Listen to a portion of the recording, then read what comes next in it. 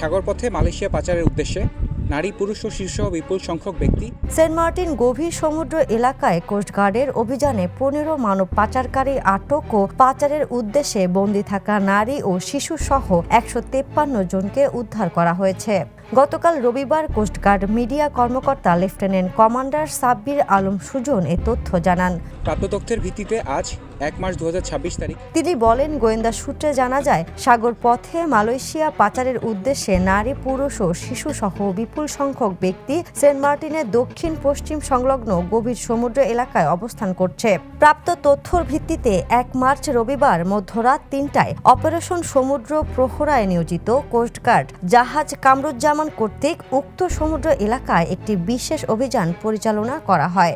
আভিযানিক দল একটি সন্দেহভাজন বোটকে থামার সংকেত প্রদান করলে সংকেত অমান্য করে বোটটি পালিয়ে যাওয়ার চেষ্টা করে।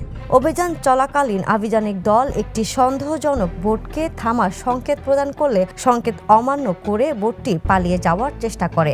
অতঃপর আভিযানিক দল বোটটি ধাওয়া করে সেন্ট মার্টিনের দক্ষিণ পূর্ব সংলগ্ন সমুদ্র এলাকায় আটক করতে সক্ষম হয়। পরবর্তী আটককৃত বোটে তল্লাশি চালিয়ে মালয়েশিয়ায় পাচারকালে নারী ও শিশুসহ ১৫৩ জন ভুক্তভোগীকে উদ্ধার এবং ১৫ জন মানব পাচারকারীকে আটক করা হয়। উদ্ধারকারীদের জিজ্ঞাসাবাদে জানা যায় কয়েকটি সংঘবদ্ধ পাচারকারী চক্র উদ্ধারকারীদের জিজ্ঞাসাবাদে জানা যায় কয়েকটি সংঘবদ্ধ পাচারকারী চক্র বিদেশে উন্নত জীবনযাপনের স্বপ্ন, উচ্চ বেতনের চাকরি এবং অল্প খরচে বিদেশ যাত্রার প্রলোভন দেখিয়ে টেকনাফ সহ দেশের বিভিন্ন এলাকা থেকে বাংলাদেশি ও রোহিঙ্গা নাগরিকদের মালয়েশিয়ায় গমনের জন্য সাগর পথে পাচারের পরিকল্পনা করছিল।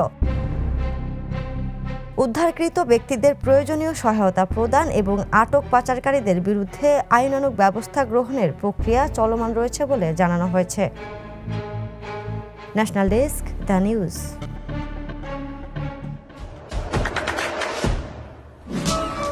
দেশে দেশে সবার সাথে দ্য নিউজ।